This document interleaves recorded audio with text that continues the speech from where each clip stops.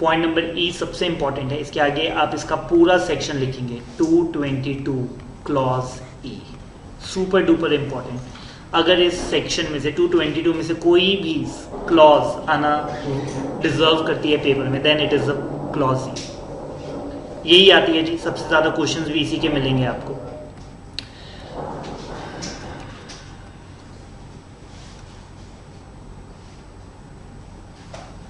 एक बार मेरे से प्लानिंग समझेंगे जी कि प्लानिंग चल क्या रही है, और उसके बाद इसे कवर अप करेंगे।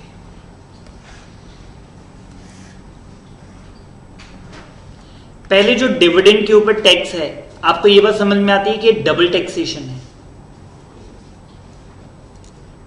डिविडेंड के ऊपर जो टैक्स है ये डबल टैक्सेशन है। प्रूव कर देता हूं जी आपको। दो पार्टनर हैं ए बी, इनके पास दो ऑप्शन थे। ये मेरे पास आते हैं जी ऑफिस के अंदर, वो कहते हैं सर हम नया काम शुरू करना चाहते हैं, हम कंपनी बना के काम करें या फर्म बना के काम करें। हमारे पास दो ऑप्शन है कि हम एक प्राइवेट लिमिटेड कंपनी बना लेते हैं ए बी प्राइवेट लिमिटेड, और या फिर ए बी एंड एसोसिएट्स, ठीक है जी, या फिर हम अपनी फर्म बना लेते हैं। ये बात क्लियर होती है। तो मैंने कहा कितना कमाओगे, वो कहता है 1 करोड़ रुपया। ठीक है, हमारा एक्सपेक्टेड है कि हम 1 साल में कितना कमा लेंगे, 1 करोड़ रुपया। प्लीज मेरी बात ध्यान से सुनना। 1 करोड़ रुपया इन्होंने कमाया जी, इसके ऊपर 30 लाख रुपए का इनको टैक्स पड़ गया, इनकम टैक्स। 70 लाख रुपया बचा। 70 लाख रुपया दोनों पार्टनर अपने घर ले गए जी। कितना? 35 लाख और 35 लाख। ठीक है, मैंने जब ये मिस्टर ए की रिटर्न भरी तो मैंने कहा सर ये 35 लाख आपके हाथ में एग्जाम्प्ट है। ठीक है, क्योंकि मैंने बोला एक फर्म से आपको 3 चीजें मिल सकती है, सैलरी, इंटरेस्ट और प्रॉफिट। सैलरी और इंटरेस्ट तो टैक्सेबल है टू द एक्सटेंट जितने की डिडक्शन फर्म को मिल जाती है। ठीक है, तो फर्म अभी उसकी बात नहीं कर रहा, अभी तो मैं सिर्फ प्रॉफिट की बात कर रहा हूं। और ये 35 लाख रुपए इसके हाथ में एग्जाम्प्ट है। लेकिन अगर इन्होंने बना ली होती एक एबीसी प्राइवेट लिमिटेड कंपनी और ये 1 करोड़ कमाते, इस पे टैक्स लगता 30% के हिसाब से 30 लाख, बचा 70 लाख। ये 70 लाख जब ये दोनों अपने घर लेकर जाते 35 लाख और 35 लाख, तो मैंने पहले कहता, आज से पहले कहता डीडीटी, डिविडेंड डिस्ट्रीब्यूशन टैक्स जमा करो। ठीक है, अब आपने कहा सर अब तो डीडीटी लगता नहीं, but it is taxable in the hands of share holders. ठीक है, और ये 35 लाख के ऊपर इन दोनों को ए और बी को दोबारा से टैक्स देना पड़ेगा, जबकि ये 35 लाख है क्या, शेयर ऑफ प्रॉफिट है। प्रॉफिट कौन सा? PAT, profit after tax. 70 lakh बांट रहा हूं, 1 करोड़ थोड़ी ना बांट दिया जो आप इनसे टैक्स ले रहे हो, और प्रॉफिट रिसीव हुआ और दोबारा से आपने टैक्स ले लिया। ठीक है, तो ये डबल टैक्सेशन है। The answer is big yes. ठीक है, डिविडेंड्स को टैक्स लगाना डबल टैक्सेशन है। अब ये मेरे पास आते हैं और ये कहते हैं कि सर ये टैक्स ना लगे, बचा लो। ठीक है, तो जो प्लानिंग हमने इनको करके दी थी, जिसको 222E ने पकड़ लिया, वो सुनिए जी। मैंने कहा कि जी आप दोनों कंपनी से 35-35 लाख रुपए का लोन ले लो। ठीक है, आप कंपनी से लोन ले लो। हमने कहा interest rate, interest free loan ले लो। ठीक है, रेजोल्यूशन आप ही ने तो पास करना है। ठीक है, आप डिस्क्लोजर देना कि हम दोनों इंटरेस्टेड हैं और रेजोल्यूशन पास हो जाएगा प्राइवेट लिमिटेड कंपनी में, और दोनों आप ये लोन ले लो। ठीक है, रीपेएबल आफ्टर 200 ईयर्स। ठीक है, एओ आएगा तो उसको बोलना है कि सर 200 साल बाद पे कर देंगे। ठीक है, तब तक इंटरेस्ट फ्री है। ठीक है, उसने कहा कि sir deemed dividend, deemed dividend to the extent of accumulated profits और actual loan amount whichever is less. अगर लोन होता 80 लाख का, 40-40 दोनों को दे दिया। ठीक है, तो वो कहता 80 लाख में से 70 लाख रुपया डिविडेंड है, और अगर लोन दिया होता दोनों को 10-10 लाख का, 20 लाख का, तो फिर 20 लाख रुपया वो मान के चलता डिविडेंड। ठीक है, मैं फिर से बोल रहा हूं, लोन अमाउंट, लोन कितने का दिया?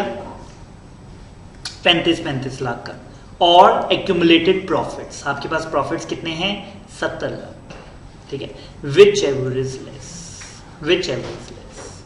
एओ कहते हैं कि जी मैं इसको क्या मान लूंगा, 35-35 लाख को डिविडेंड, और ये दोनों लोन की अमाउंट मिस्टर ए और मिस्टर बी के हाथ में डिविडेंड मान के टैक्सेबल कर दी जाएंगे। मैं एओ को कहता रहा कि सर ये लोन है ये डिविडेंड नहीं है, बट वो अड़े बैठे हैं जी, और मेरी एक नहीं सुन रहा। ठीक है, ये प्रोविजन सिर्फ और सिर्फ क्लोजली हेल्ड कंपनीज के ऊपर लगती है। और ये प्रोविजन सिर्फ और सिर्फ उन शेयर होल्डर्स के ऊपर लगती है जिनका कंपनी में सब्सटैंशियल शेयर होल्डिंग। ठीक है, are we good? Substantial share holding है जी 10% या उससे ज्यादा के इक्विटी शेयर्स अगर आपके पास हो। ए के पास कितने थे? 50%। बी के पास कितने थे? 50%। अगर आप ऐसे शेयर होल्डर को लोन दे रहे हो जो आपकी उसी कंपनी में 10% से ज्यादा की मालिकियत लेकर बैठा है, ऑनरशिप लेकर बैठा है, तो उसके अंदर ये प्रोविजन लग जाती है। सर इसमें फिर से कंपनी का 184 नहीं लगेगा? फिर से बोलना। कंपनी टैक्स का सेक्शन 184 लगाइए जी, वो भी लगाइए, अभी तो इनकम टैक्स में है। उसमें 184 और 185 लगेगा इंटरेस्ट और लोन टू डायरेक्टर। ठीक है, प्लीज अभी इनकम टैक्स कर लेते हैं।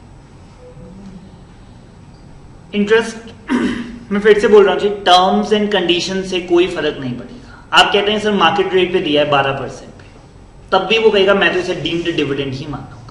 मैंने कहा सर हम तो मजाक कर रहे थे, 200 साल नहीं 2 साल में वापस कर देंगे। ठीक है, विद इंटरेस्ट 2 साल में भी वापस कर देंगे। वो कहता है तब भी डीम्ड डिविडेंड, ये तो डिविडेंड ही है to the extent of accumulated profits. अगर आपने लोन दोनों को 50-50 लाख का दिया तो मैं क्या कहूंगा कि 70 लाख रुपया डिविडेंड है, 30 लाख रुपया लोन है। ये बात क्लियर है? और उसने टैक्स लगा दिया। अब अगले ही साल इसने टैक्स ले लिया एओ ने इन दोनों से, ध्यान से सुनिएगा। अगले साल कंपनी ने एक्चुअल में 70 लाख रुपए का डिविडेंड डिक्लेयर कर दिया। ठीक है, और दोनों को कितना मिल गया? 35 लाख। अब एओ को हमने कहा कि सर देखा, हम तो आपको पहले ही बोल रहे थे कि ये लोन है, ये डिविडेंड नहीं है। डिविडेंड तो अब दिया है और इसी 70 लाख को बांटा है। ठीक है, तो वो कहते हैं डिविडेंड तो टैक्सेबल होता है। हमने कहा आपका दिमाग तो नहीं खराब, 2 बार ना टैक्स लोगे, ले तो लिया आपने 70 लाख रुपए के ऊपर पिछले साल डीम्ड डिविडेंड कह के, इसी 70 को ही तो आपने डीम्ड डिविडेंड कहा था, और इसके ऊपर ले तो लिया आपने टैक्स। तो अब आप दोबारा से इसके ऊपर टैक्स नहीं लगा सकते। एक ही चीज पे 2 बार थोड़ी ना टैक्स होगा। क्लियर? और अगर पहले जो लोन था वो लेट से 20-20 का था, लोन कितना था? 20-20 का, और 20-20 पे टैक्स दे दिया। अब डिविडेंड आया 35-35, तो 35 - 20, 35 - 20, दोनों के हाथ में 15-15 पे टैक्स लग जाएगा, क्योंकि 20 पे तो हम पिछले साल ही दे चुके हैं। डीम्ड डिविडेंड 222E में लोन को ही आपने डिविडेंड बोल दिया था और हमसे टैक्स ले लिया था। ठीक है, सो इन दैट केस अगर आप 20-20 लाख पे पहले ही टैक्स दे चुके हैं तो आप बाकी 15 पे आप दे दीजिए। प्रोविजन क्लियर हो रही है? मैं दोबारा से आपको बता रहा हूँ जी, शुरू से शुरू करते हैं। क्लोजली हेल्ड कंपनी अगर अपने सब्सटैंशियल शेयर होल्डर को लोन देती है, ठीक है, to the extent of accumulated profit, mind my words, excluding capitalised profit. अगर आप चाहते थे कि सर ये 222E ना लगे, आप ये 70 लाख की एक एंट्री पास कर दीजिए, इसे CRR में ट्रांसफर कर दीजिए, कैपिटल रिडम्पशन रिजर्व में। कैपिटलाइज करते ही इसको वो 0 मानेगा, फिर लोन नहीं। ऊपर के चारों पॉइंट्स में ये बता दी थी कि एक्यूमुलेटेड प्रॉफिट वेदर कैपिटलाइज्ड और नॉट, आपने कैपिटलाइज किए नहीं किए से मेरे को कोई लेना देना नहीं है। बट 222E ने बोला कि सर अगर कैपिटलाइज कर दिए फिर जाने दूंगा, फिर लोन नहीं मानूंगा। बट अगर आपने कैपिटलाइज नहीं किए अपने प्रॉफिट्स को, फिर प्रॉब्लम है। आइए जी बढ़ते हैं। 222E, any payment made by a company कौन सी? कहता है जिसमें पब्लिक का सब्सटेंशियल इंटरेस्ट ना हो, of any sum by way of advance और loan to the extent of accumulated profit. Highlight करेंगे जी, capitalized accumulated profits not included here. अगर आपने कैपिटलाइज कर दिए फिर 70 को वो 0 देखेगा, फिर वो 70 को 70 नहीं देखेगा, फिर वो 70 को 0 देखेगा। टू अ शेयर होल्डर जिसका कंपनी में बेनिफिशियल ऑनरशिप है, बेनिफिशियल समझते हैं डीमैट में हो या डायरेक्टली या इनडायरेक्टली, 10% से कम नहीं होने चाहिए। ठीक है जी, 10 और अबव दोनों आ गए, 10 और अबव दोनों आ गए जी। तो हम अगर मेरे पास एग्जैक्ट 10% है तब भी मेरे को लोन दिया तो गड़बड़ है। ठीक है, 9 पे गड़बड़ नहीं है। ऑफ द वोटिंग पावर मतलब equity, can be preference also, अगर उनके पास वोटिंग्स आ गई है तो। चले आगे। शेयर होल्डर कहता है मुझे मत दो, मेरी HUF को दे दो, मुझे मत दो मेरी फर्म को दे दो, मुझे मत दो AOP को दे दो, मुझे मत दो किसी BOI को दे दो, या मुझे मत दो मेरी कंपनी को दे दो। जिसमें उस शेयर होल्डर के पास 20% से ज्यादा की वोटिंग राइट्स या प्रॉफिट शेयरिंग है। ठीक है, तो हमने कहा कि सर इन सब HUF फर्म AOP BOI, क्योंकि आपके साथ शेयर होल्डर के साथ प्रॉब्लम नहीं है।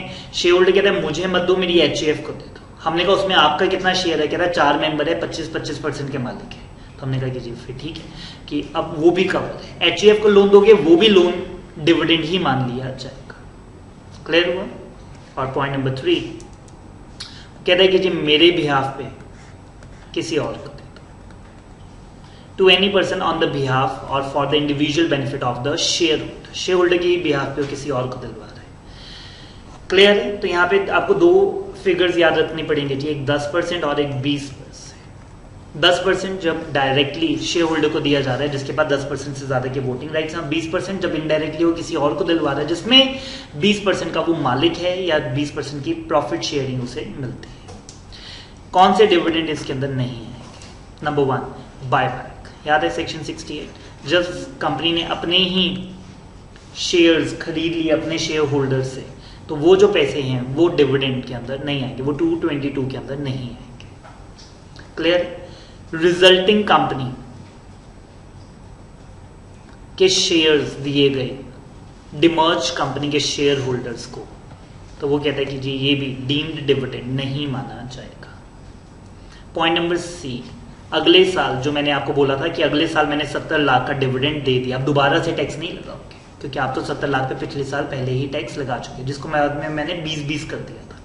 तो कहता है कि any dividend paid by the company which is set of by it against whole or the part of the deemed dividend। ठीक है, तो जितना वो सेट ऑफ हो रहा है उस एक्सटेंट तक इसे दोबारा से डिविडेंड नहीं माना जाएगा, क्योंकि आप उसके ऊपर डीमिंग प्रोविजन के तहत पहले ही टैक्स ले चुके हैं। पॉइंट नंबर D कहता है कि अगर कंपनी का ऑर्डिनरी कोर्स ही यही है लोन देना, फिर ये प्रोविजन आपके ऊपर नहीं लगेगी। Getting it? लेट अस से कि एक डायरेक्टर है, शेयर होल्डर है और वो HDFC का ऑनर है, कितने का मालिक है? 25% का। अब वो HDFC से लोन लेते तो आप उसके ऊपर डीमिंग प्रोविजन लगा देते हैं। ठीक है, किसी और कंपनी से लोन लेता तो बदनामी होती। वो कहता है इतनी बड़ी कंपनी का मालिक है, 20 लाख रुपए का लोन लेने हमारे पास आ गया। ठीक है, सो इन दैट केस हमने कहा कि अगर कंपनी का ऑर्डिनरी कोर्स में बिजनेस ही यही है लैंडिंग ऑफ द मनी, फिर वो आप अपने शेयर होल्डर को भी दे सकते हैं, चाहे वो 10% से ज्यादा का ही मालिक क्यों ना हो।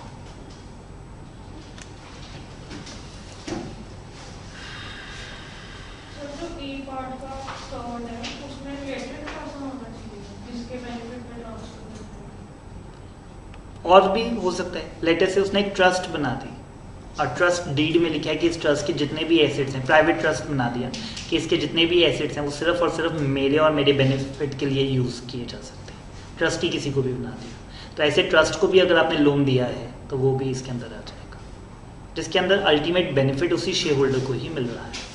पॉइंट नंबर E आप क्रॉस कर रहे हैं। Accumulated profits in case of amalgamation, बहुत जनरल सी बात बोल रहा है, कहता है अमालगमेटिंग कंपनी के जितने भी प्रॉफिट्स हैं वो अमालगमेटेड कंपनी के प्रॉफिट्स में ऐड कर दिए जाएंगे।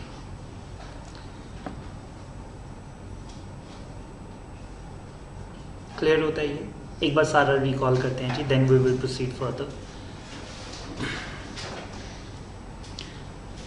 222 के अंदर जी 5 डिविडेंड के हमारे पास सेक्शंस आए। सबसे पहले वो कहता है कि जी अगर आपने एक्यूमुलेटेड प्रॉफिट्स को डिस्ट्रीब्यूट किया है जिसके अंदर आपके एसेट्स रिलीज हो रहे हैं, ठीक है, अगर एसेट्स इंटैक्ट हैं जैसे कि बोनस शेयर्स, फिर हमें कोई प्रॉब्लम नहीं है। बट अगर आपने उनको दे दिया है प्रेफरेंस शेयर्स और उनको रिडीम किया जा रहा है, तो जिस साल रिडीम किया जा रहा है उस साल उसके ऊपर टैक्स लगा दिया जाएगा।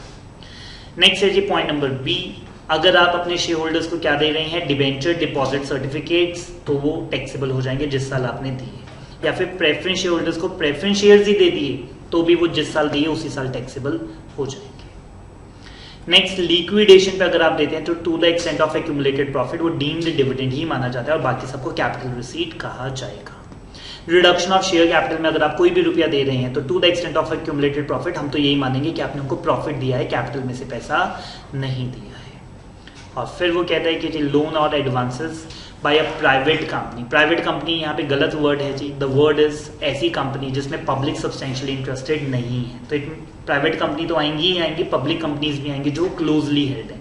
तो वो अगर अपने किसी शेयर होल्डर को पैसा देते हैं, शेयर होल्डर भी कौन सा, जिसके पास 10% से ज़्यादा के वोटिंग राइट्स, या फिर शेयर होल्डर ने खुद ना लेकर अपनी एचएएफ फर्म, एओपी, बीओआई या कंपनी को दे दिया, तो और उसमें उसका 20% से ज़्यादा के वोटिंग कंट्रोल या शेयरिंग है, या फिर उसने अपने बिहाफ पे किसी और को दिलवा दिया अपने ही बेनिफिट के लिए, तो उसको भी हम 222E में पकड़ लेंगे। लेकिन 222E के अंदर जो एक प्ले था, दैट वाज यहाँ पे प्रॉफिट्स अनकैपिटलाइज्ड होने चाहिए। अगर आपने प्रॉफिट कैपिटलाइज कर दिए तो प्रॉफिट जीरो हो जाएगी।